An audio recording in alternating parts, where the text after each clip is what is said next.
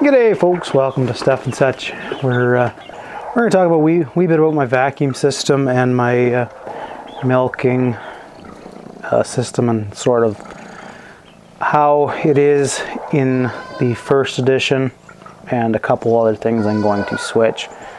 Anyways, I'll take you up these stairs. I've separated the pump from the stanchion area a wee bit. Honestly, I'd like to go further. I just find it annoyingly loud. It's not loud, but when you're first thing in the morning and you're wanting to sit there and milk a cow, it's kind of nice to have the quiet opposed to the blub, blub, blub, blub, blub, blub, blub, blub, blub, blub, blub, blub, blub, blub, of it running over my head. So anyways, let's go up and see it. So here's my vacuum pump. It's actually really big looking, but in terms of output, it's not nearly as big as it looks, which we'll kind of come back to. Like, that's my hand for reference.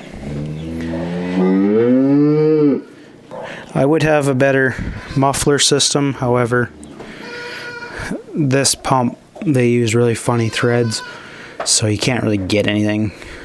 So that's what it's like. So this thing sits up here, and I've ran it to a switch down below to turn it on and off. Honestly, I'd like to have it 100 miles away so I don't have to hear it at all, but we're not there yet. Down below, that's where the cows are in the milking spot. So let's go head down. Hello. So we've came down from up there. I don't know if you can see the pump up there. I ran it down below, and I've put my expansion chambers down below.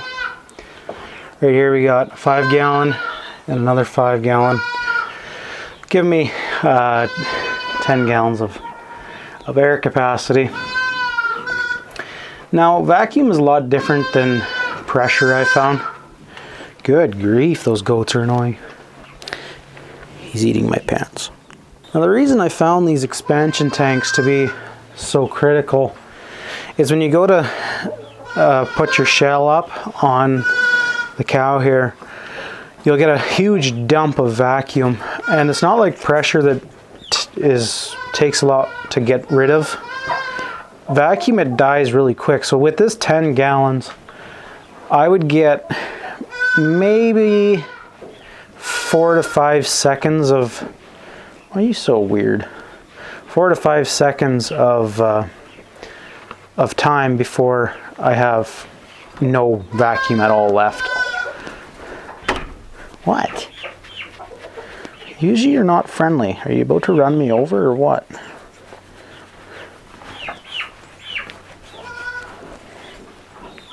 Give me a good dirty old scratch.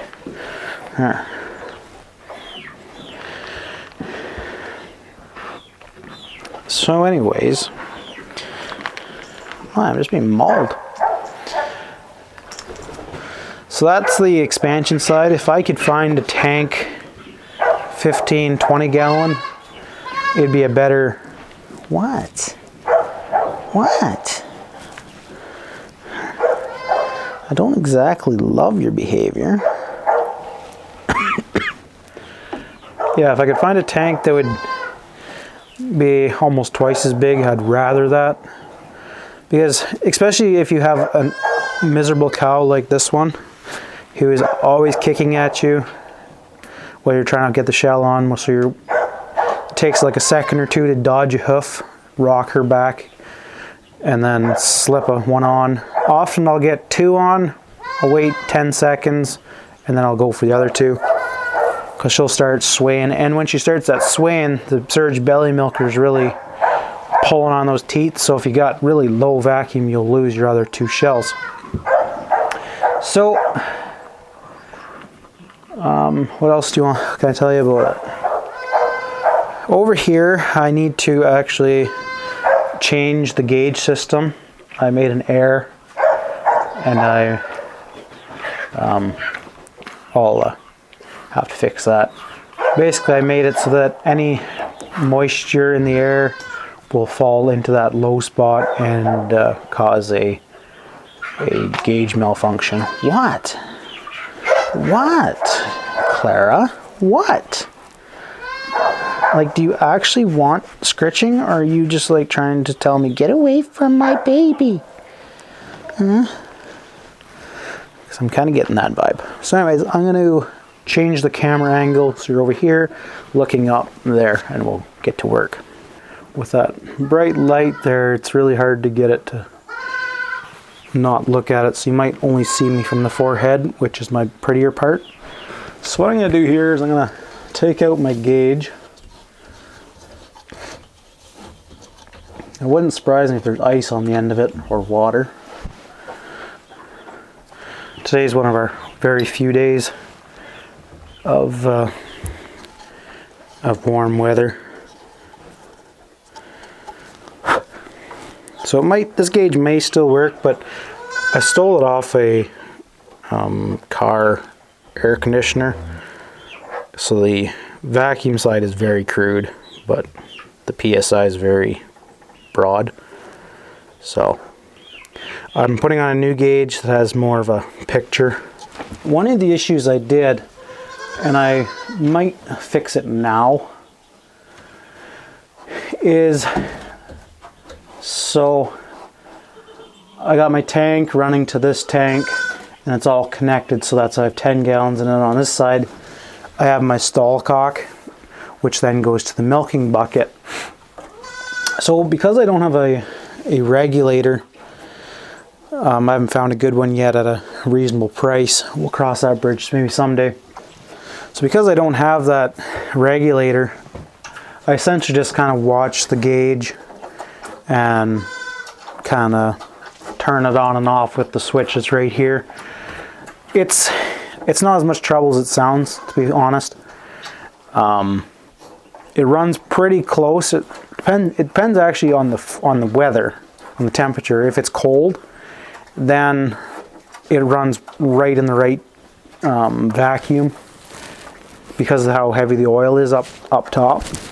But if you start getting into warm weather like now, you run about 16-ish to 17, so you're kind of on the high side. So I typically just turn it off, let it go down to about 12, pump it back on, and you only got to do that about 3 times maybe in the entire milking. But what I'm going to try and do is put the gauge on this side of the valve, so I can just kind of close the valve a little bit and see what it does there.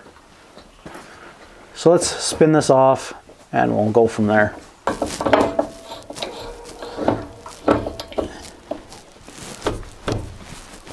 Oh, that's tight. Tight as a toilet. Oh, gracious.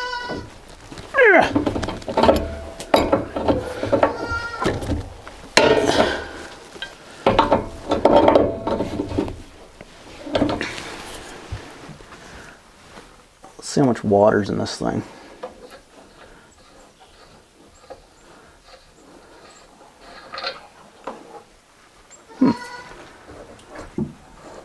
That sort of surprises me. I thought there'd be a bit of pool of water back there. So I'm gonna have to go and get some parts.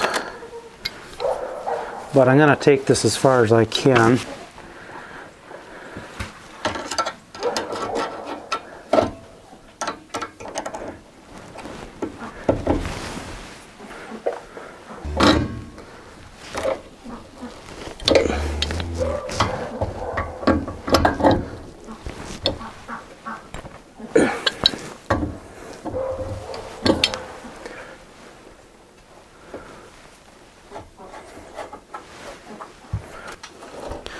So my current plan here is to put a T in here, might put it over here, and then have it look like this. So this is my new gauge. As you can see, it's a lot more precise. So I'm going to take a T, bush it, put it to this.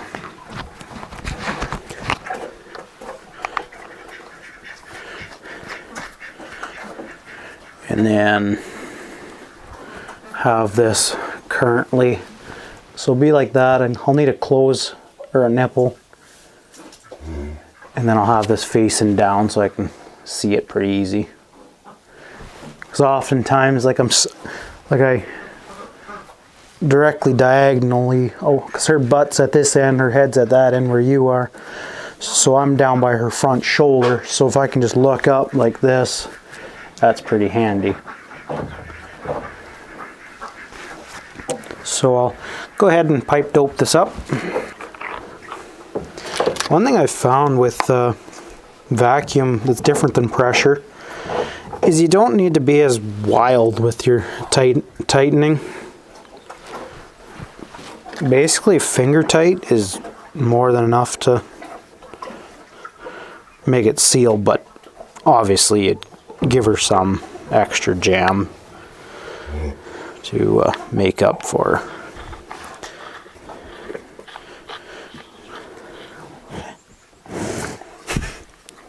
You got breath that would stop a clock. Whew. It smells like kerosene.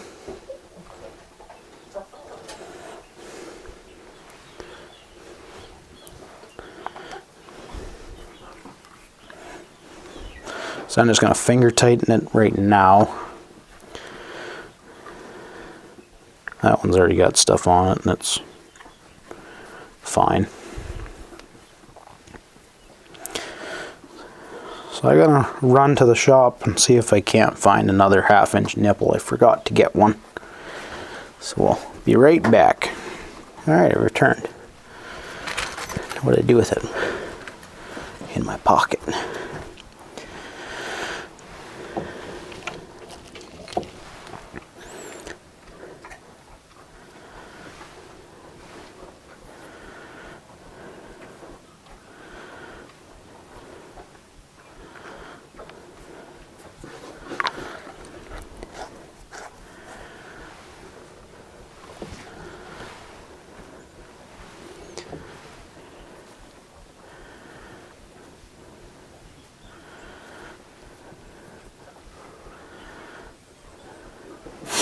So like that. So over here now, I'll just screw that into there.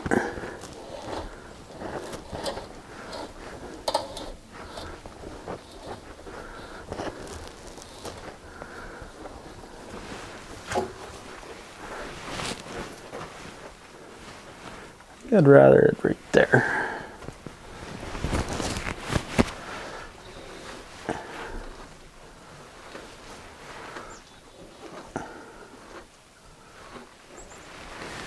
About there. Good. Now I'm going to take this and get it so it's pointing over here at me. I'm getting all this gum on it.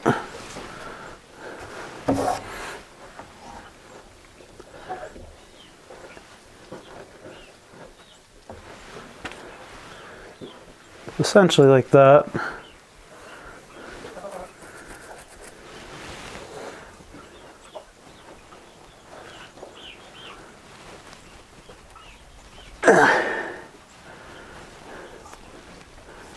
I would like to someday run this valve over to the other side, but for now this will have to work.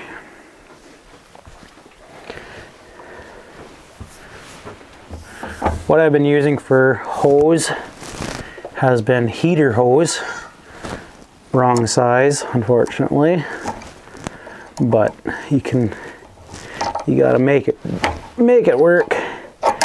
I did see Amazon has silicone hoses. The nice thing about them is they don't get too stiff in the cold. This one here is a silicone hose and it's wonderful. I'll just do a quick little demonstration here of the vacuum. So this system, this hose it goes down, and I use that. That's where I hook it in when I'm sitting right here and putting the milker on the cow right here. Ideally I would have it piped hard over to here, like pipe or something, then straight down, have a stall cock down there, where then I'd only need a short little hose to run out here. Because what happens is when it hangs, after I pull it out and have it sitting on the milker, it kind of hangs down here like this, and being that she likes to kick, she can sometimes get it and pulls it, and then it pulls her milker off. So anyways, let's give her a little try here. So right now this gauge is reading 15. I want to confirm it against another gauge and see how close we are. So I got the gauges separated by this valve here. So right now this one's claiming it's pulling 20, so I'm going to dump it. Okay, so it's pretty well bang on. 20 also. We're going to climb here. 22. So you can see they are pretty close. That one's reading 25 now, and this one's 23. But that one's so small you can't really see it. So I just want to show you how fast I can dump my air. So right now we're at 25 pounds of vacuum, which is way too high to milk with.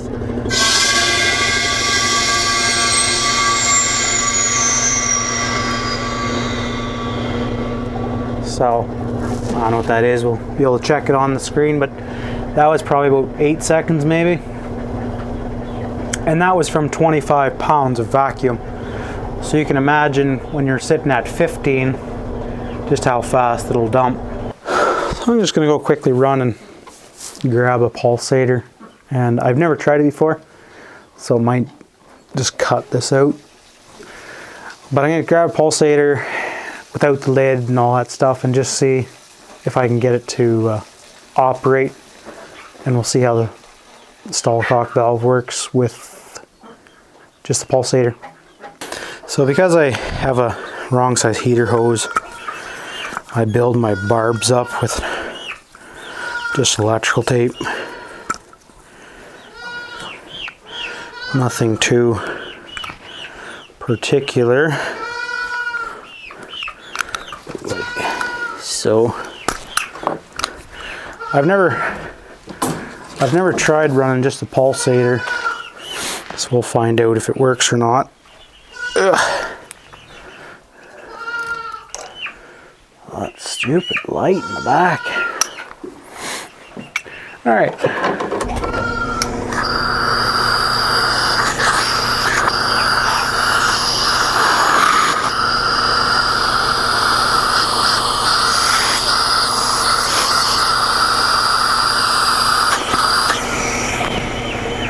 Must need the shells to run. You can hear it sucking from these guys. Get some vacuum into it and then hit it and see if we can make it do anything.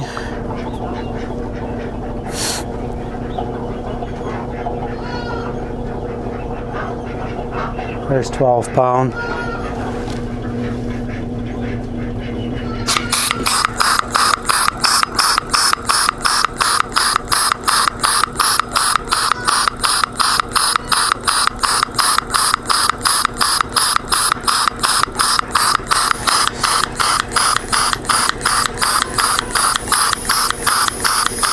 Slow down.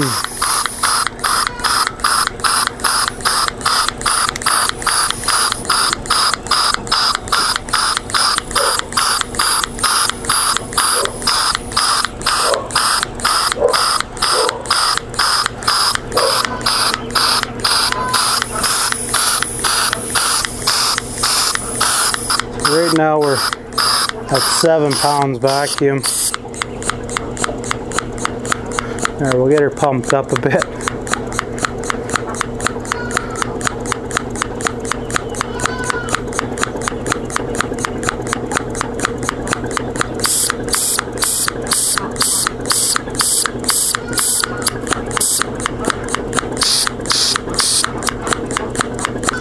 as you can kind of see, all my hands are used here, so I can't really film very good.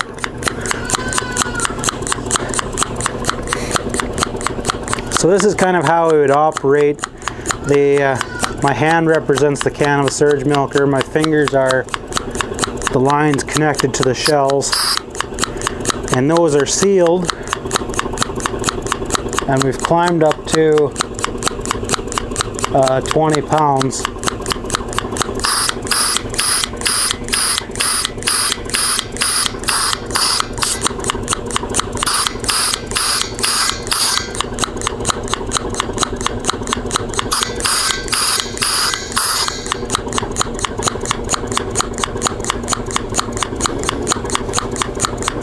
It surprisingly uses very little, actually, to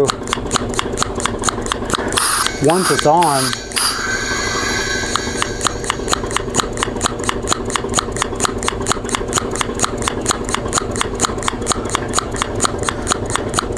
That's kind of the big thing. Anyways, we're gonna run out of memory card here, so I'm gonna shut her down. I'm gonna install the fun. Sorry guys, but we'll be sure to make another video. Anyways, it's Blinking at Me. Bye for now. Thanks for watching. Subscribe. Beep.